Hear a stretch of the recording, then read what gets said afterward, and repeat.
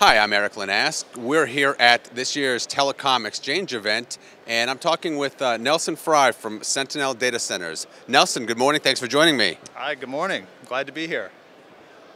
Start me off with a little introduction to Sentinel. Who are you? What do you do? Sure. So Sentinel was founded in 2001 by the current co-presidents and co-founders of the company. Both of them, Todd Aaron and Josh Rabina, are still actively managing and growing the business today. It was founded at the aftermath of the telecom bust and the tech bust of 2000, 2001, where they secured a data center asset and developed a business plan to cater to very large enterprises looking to outsource their data centers. So they developed that model and that site, grew it out, continued by buying another data center and filling that up, and then ultimately bought the NASDAQ Trumbull site in Connecticut, filled up those assets, and then moved on to expanding the business down to New Jersey and North Carolina ultimately. Fantastic, some very nice growth. Along with that growth, how do you feel Sentinel differentiates itself in the market from some of the other players? Sure, it's a crowded market for sure. There's a lot of activity and interest in the space, and I think that's born out of the trend of the enterprises wanting to get out of owning and operating their data centers. Very expensive, very time-consuming, as well as difficult to find the right resources to manage a data center that's up 100% of the time. So to really break it down into three areas that we focus on in the business that sets us apart, large enterprise footprint is our focus. So think about the Fortune 1000, the Global 2000 companies, and designing a footprint that matches their requirements so that they could essentially pick up their data center or data centers and drop them into our facilities and effectively serve their IT infrastructure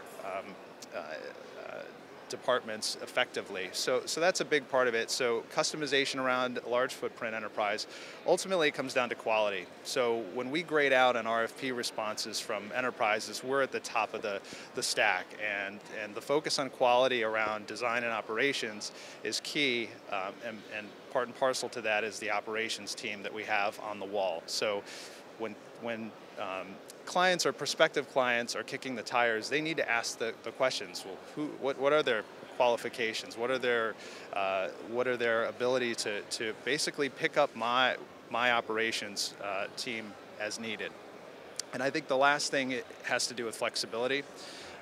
As far as once they pick up their data center and drop it into our facility, every single one of our customers has a different size deployment. So it's a different space, square footage, different power size, a different power distribution model. And what we do is we take every customer one at a time, ensure that we get the details right, onboard them properly, and then move on to the next customer. So while we're big in terms of scale, we're not trying to plant a flag in every city and grow the business too fast. We do it at the right kind of measured pace.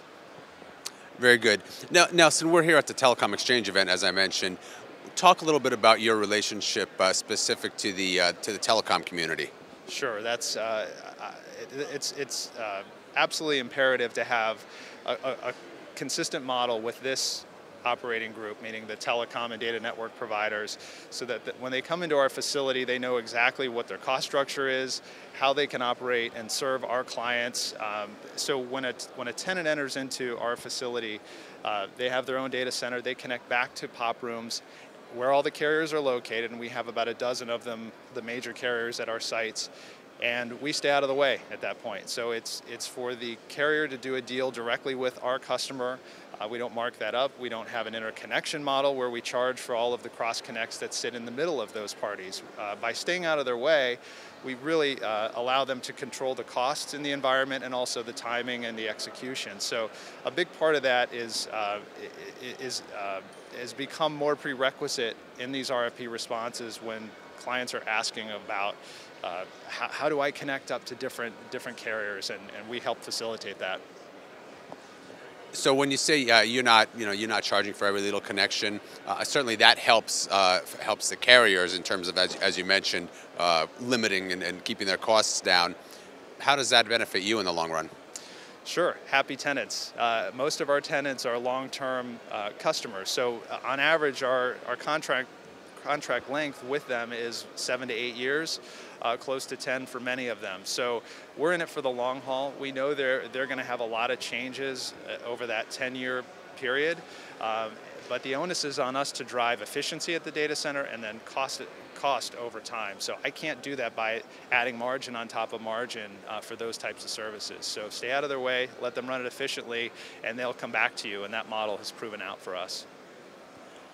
Certainly, one of the trends we've seen lately in the telecom community is consolidation. There are, of course, others as well. How much does the consolidation impact you, or are there other trends that are impacting you even more? Sure, I think it causes a little bit of confusion in the marketplace for some of the prospective buyers as far as what business are you in? Are you a data center provider? Are you a cloud provider? Are you a network provider? Or are you some combination thereof?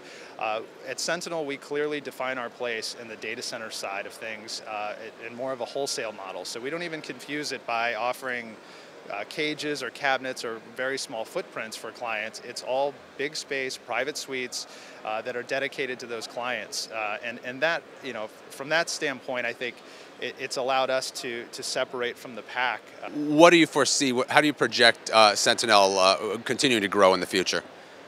Yeah, so it's kind of execute well on one site and move on to the next when the opportunity presents itself. So we have basically 4 data centers in our portfolio today. 2 are multi-tenant, where we can host a lot of different clients, and then 2 are single tenant. So we'll definitely entertain opportunities to work with clients on both fronts.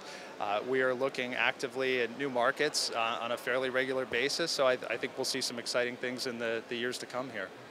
Excellent. Nelson, thank you so much for joining me. Enjoy the event. Thank you, Eric.